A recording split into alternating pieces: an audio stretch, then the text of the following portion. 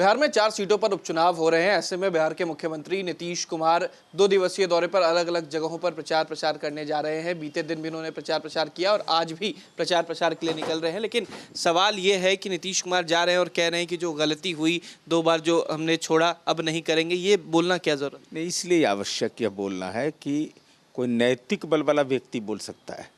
जैसे संपत्ति सृजन वाला कभी बोले कि हमसे गुनाह हो गया, लालू जी ने कभी नहीं कहा। 43 बीघा 12 कट्ठा 16 धूर के मालिक हैं पटना में। तो माननीय नीतीश कुमार जी का नैतिक बल है कि उन्होंने स्वीकार किया कि हमने गठबंधन का स्वरूप बदला, वो मेरी गलती थी और जनता उस पर ताली बजाती है। यह भी महत्वपूर्ण पक्ष है। मैंने जनता भी स्वीकार करती है कि आपकी स्वीकारोक्ति हमारे लिए बल है। तो अब उपचुनाव में क्या बचा हुआ है? जिस ढंग से लाठी की बात की जा रही है, ये लाठी तेल पिलावन का दौर है। बताइए, माननीय सांसद हैं, लोकतंत्र की बड़ी पंचायत में जनता ने चुन के भेजा और वह व्यक्ति बोले कि 300 बूथ पर लाठी से पीटेंगे। मैंने आप हैं क्या भाई? आप कितने ताकतवर व्यक्ति हैं कि आपने हिम्मत कैसे कर दिया? ये चुनाव आयोग है और किसको डराना चाहते हैं? समाज के दलित और अति पिछड़ा को, की बहुसंख्यक आबादी है।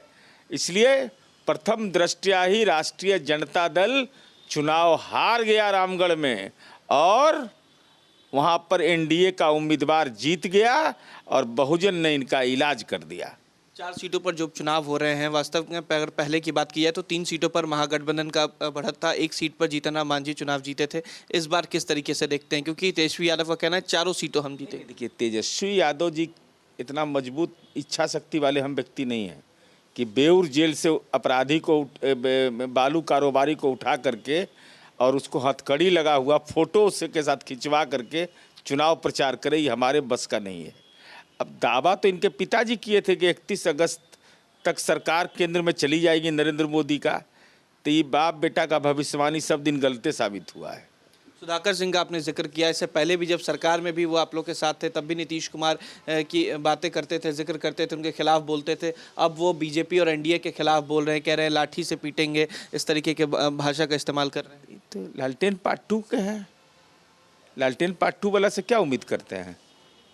अरे भाई, जगता बाबू के बेटा हैं तो लालटेन पार्ट 2 न हुआ। अभी बेलागंज का देख लीजिए क्या रिपोर्ट आ रहा है। वहाँ भी अल्पसंख्यक समूह का कोई लड़का कह रहा है कि हम गाली सुनेंगे, उसके बाद पिटाई हो रही है उसकी। ये क्या हो रहा है? और विश्वनाथ यादव वहाँ उपस्थित है। तो राजनीति का लंपट ही नहीं तो और क्या है? अरे काम बोलता है, हम लोग काम करते हैं, हमारा काम बोलता है, तुम्हारी जुबान बोलता है, वो भी अपमान की भाषा बोलता है। जवाब तो मिलेगा। तेजस्वी यादव एमवाई समीकरण का आमतौर पर जिक्र करते हैं। अब उसामा साहब को सामने ला रहे हैं चुनाव में जीतने के लिए। क्या लग रहा है कि बहुसंख्यक जो समाज है कहीं तेजस्वी यादव से दूर हो रहा है आरजेडी से? अरे इन पर किसी को भरोसा नहीं है। तेजस्वी यादव के साथ दिक्कत क्या है ना कि उनकी ताकत तो लोकसभा में ही पता चल गया कि मात्र 4 सीट पर कैद हो गए। जनता ने लॉक कर दिया इनको। तो कहाँ इनसे उम्मीद आप कर सकते हैं? अभी समीकरण की राजनीति चलने वाला बिहार में जनता अपने हक और हुकूक को जानती है और अपने अल्पसंख्यक को भी आपके पिता ने नहीं छोड़ा है, उनसे भी जमीन लिखवाया है।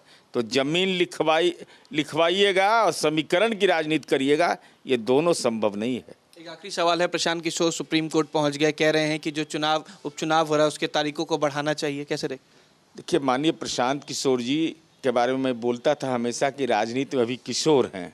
देखिए किस भाषा का इस्तेमाल किया। मैंने एगो पेड़ का टेहनी इनसे नहीं टूटेगा, आई कह रहे हैं कि उल्टा टांग के पीटेंगे। किस भाषा का इस्तेमाल आप कर रहे हैं भाई? राजनीति में यही संस्कार है। सुधाकर सिंह ने अगर बोला तो कानून उसका इलाज करेगा, चुनाव आयोग उसका इलाज करेगा। आप 3 में कि 13 में छुड़छुड़ी पटाखा है, कुछ से कुछ बोल दिए। अब जो जानकारी मिल रही है कि माननीय सर्वोच्च न्यायालय में इन्होंने याचिका दाखिल किया है कि चुनाव, इसका मतलब हार स्वीकार कर लिया और बिहारीपन की बात बोलते हैं। वकील कहाँ का है? फर्म है, लॉ फर्म है, वह पंजाब का। अभी खोज पड़ताल में उनके लगे हुए हैं, तब इनके बारे में बताएंगे कितना बड़ा पलायनवादी है। बिहार में बौद्धिक प्रतिभा नहीं थी कि आपको पंजाब की कंपनी को हायर करना पड़ा। इसलिए प्रशांत जी अभी किशोर हैं।